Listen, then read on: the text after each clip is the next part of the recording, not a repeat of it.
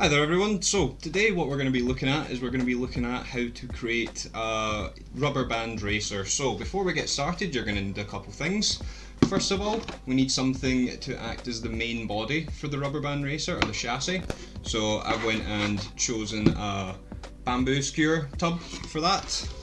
Set that to the side. We're also going to need some wheels, so you could use some bottle caps. I've got a milk carton top here, or you could also go and make your own wheels. So I've cut that out of a cereal box, and you can see that I've actually double layered that, and if you look closely inside, I've put some of the bamboo skewers in there just to make it a wee bit stronger so that it doesn't bend as much, just because cardboard is flexible. Now if you want to make custom wheels, cardboard is the way to go, obviously making sure that it's nice and strong as well. And if you want to, you can also use bottle caps. These are pretty easy to use, pretty simple, but I would make sure that you have multiples of the same. So I have 2 of these from a milk carton, and I've got 2 of these custom made ones. Other things you're going to need, we're going to need some form of elastic band. So you see here I've got a hair bobble and I've cut that in half, so I've just got a band now. And we will also need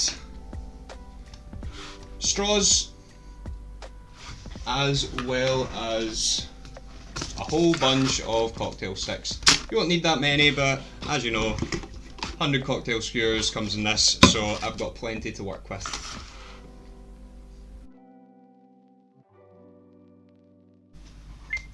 First thing we need to do is we need to take our chassis and we need to figure out where our axles are going to go. Now the axles are what holds the wheels on, and the axle also connects to the main chassis, so that's what connects the wheels to the body of the car. So as you can see, I've marked some holes, and you need to be careful with this because you need to double check and see how big your wheels are. Now if you have smaller wheels, you might want to place the holes closer to the bottom of your body, but if you have bigger wheels you might want to place them a wee bit more towards the middle. So you can see here my wheels are going to be set at 2 different heights, and that's because for the front wheels I'm going to be using these small milk carton bottles, and for the back wheels I'm going to be using these custom made wheels. So these are a bit bigger, which means I've needed to move the hole a bit further or a bit closer to the middle, and then down here we've got our bottom wheels are smaller wheels.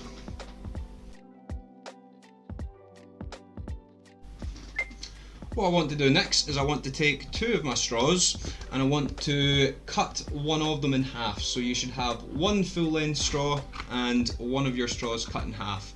Now these are going to be used to support our axles and keep them separate from the body, and that's to reduce the amount of friction when turning. So if we grab one of our cocktail sticks in here, you can see if our axle goes through our straw, it will be able to spin nice and freely. But if we were to just shove our bamboo stick straight into our body, there would be a lot of resistance and the wheels wouldn't turn too well. So what we're going to do now, we'll leave the bamboo stick to the side. We'll take our main chassis and we'll start putting our axle support through the holes we created. Now, really important, whatever side is the front will have the full straw in, and whatever side is the back, you'll have the straw you cut in half in that side. Now, the bottom half might not be sitting completely straight, but don't worry about that, we're going to fix that just now.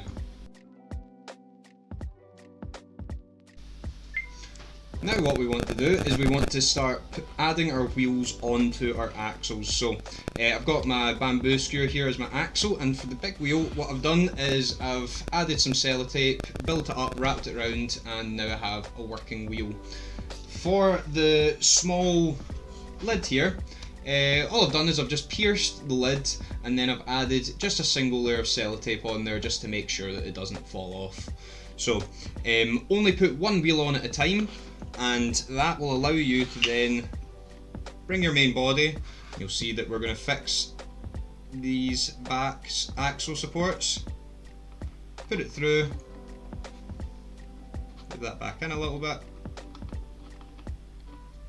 There we go, so that's it through there.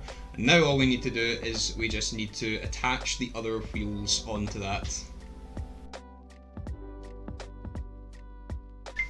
Okay, so once the wheels are attached and you've made sure and checked that your actual vehicle is moving alright, then you're ready to start working on making it rubber band powered. So to start off with, we're going to need to have access to this back axle here. So depending on what material you used as the main body, it might already be open to you.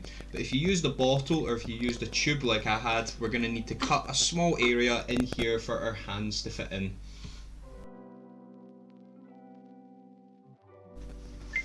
Okay, so that's me cut out my area in here, and now I can access the back axle of my vehicle. Now we're going to be using the elastic band, whatever type of band that you have, to attach it to this back axle. Now, if we're using a bottle, what we'll have at the top is we'll have a lid, so we can attach this rubber band to the lid.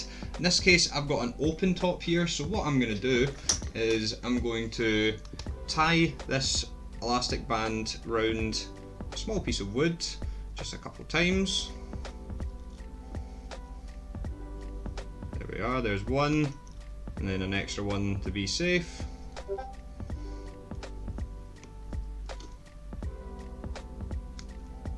There we are.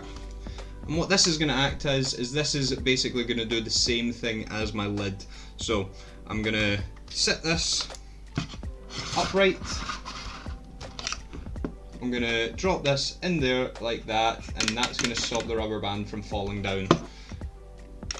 Now what I want to do is I want to grab the rubber band and attach it to this back axle here.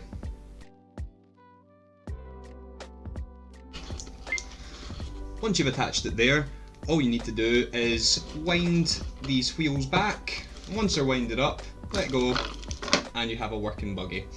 Obviously, what you'll need to then do is you'll need to work on touching things up, making sure that you've got enough elasticity in this band, making sure that there's enough grip in these wheels. If your wheels are spinning out of place and your model is just staying completely still, then that means that you've not got enough weight in your model. There's not enough friction underneath the wheels. So once you've got everything working, you need to then make some minor adjustments to get it working its best.